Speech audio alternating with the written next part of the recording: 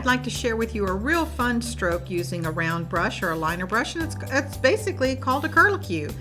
We're going to make sure that our brush is loaded this time with a very thin consistency paint. I've used a little bit of water and pulled some of my licorice paint off to the side. Can you see how thin and runny that is?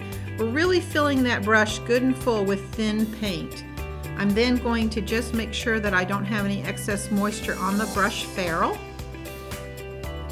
And I'm holding my brush for this stroke straight up and down. And it's just a matter of kind of swirling the brush in several different directions. You can move the brush clockwise or counterclockwise.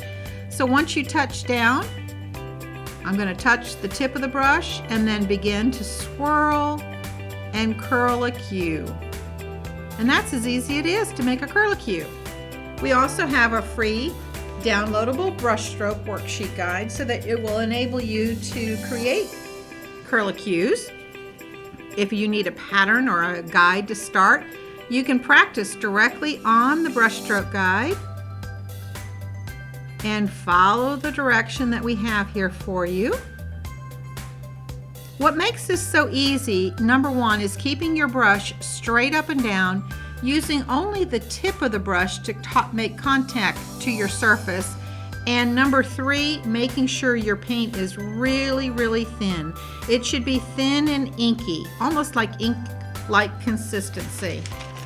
You can practice also using artist tracing paper or parchment paper, laying it directly over on top of our printed worksheet guide. And again, practice those strokes, using the brush straight up and down and moving it so that you're moving your entire hand. You're not just holding it firm and just moving the brush itself. Your whole hand is moving in a circular motion, clockwise and counterclockwise. Curlicues are really fun to add to a painting.